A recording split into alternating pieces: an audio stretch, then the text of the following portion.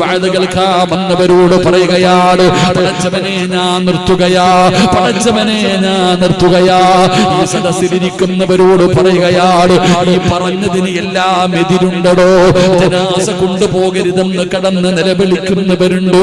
ഖബറിനകത്ത് കൊണ്ടുവെക്കുമ്പോ വാരിയെല്ലുകൾ കോർക്കുന്ന രീതിയിൽ ഖബറിഞ്ഞിരിക്കുന്ന വിഭാഗം, അല്ലാഹു ഖബറിനകത്ത് തീ കൊണ്ട് നിറയ്ക്കുന്ന വിഭാഗം, ഖബറിനകത്ത് കിടന്ന് കരയുന്ന വിഭാഗം.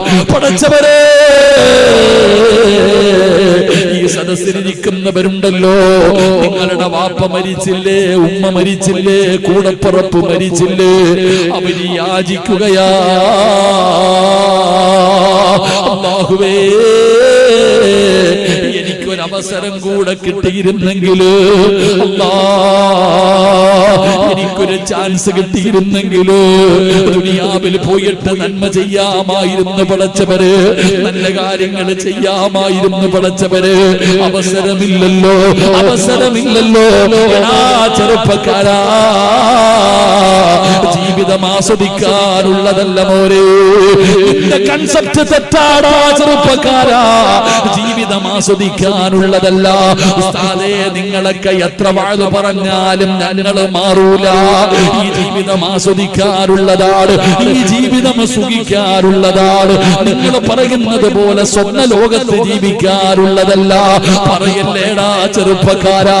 എന്റെ പ്രിയപ്പെട്ട കാസർഗോഡിന്റെ പരിസരത്തുള്ള പെങ്ങള്, അല്ലാഹു ഒരുപാട് സൗന്ദര്യം തന്നവളല്ലേ, ഒരുപാട് സമ്പത്ത് തന്നവളല്ലേ. എന്തിനാ മോളെ പടച്ചവനെ മറന്നു ജീവിക്കുന്നത്?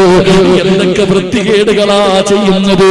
മരിക്കേണ്ടവനാണെന്നുള്ള ഓർമ്മ നിനക്കില്ലാതെ പോയല്ലോ, കബറിൽ കിടക്കേണ്ടവനാണെന്നുള്ള ചിന്തയില്ലല്ലോ, നരകത്തിൽ പോകുമെന്നുള്ള ഓർമ്മയില്ലല്ലോ.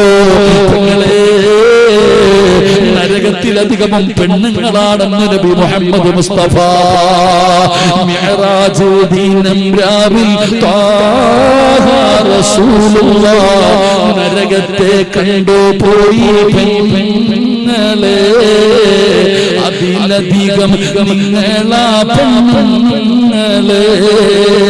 നരകത്തിലധികവും പെണ്ണുങ്ങളാ സഹോദരിമാര്. അതുകൊണ്ട് എന്റെ പ്രിയപ്പെട്ടവരോട് പറയുകയാ, എന്ത് കണ്ടിട്ടാ ജീവിക്കുന്നത്? എന്തേ നിങ്ങൾ ഇങ്ങനെ ആയിപ്പോയത്? നന്നാകണം അമ്മമാരെ, നന്നാകണം പെണ്ണന്മാരെ. വയസ്സ് കൂടുകയാ, മരണത്തിലേക്ക് അടുക്കുകയാ, അസ്റായീൽ നിന്റെ ചാരത്തേക്ക് വരാൻ ഒരുങ്ങുകയാ. അതുകൊണ്ട് നിങ്ങൾ പടച്ചറപ്പിനെ മറന്നു നടന്നാൽ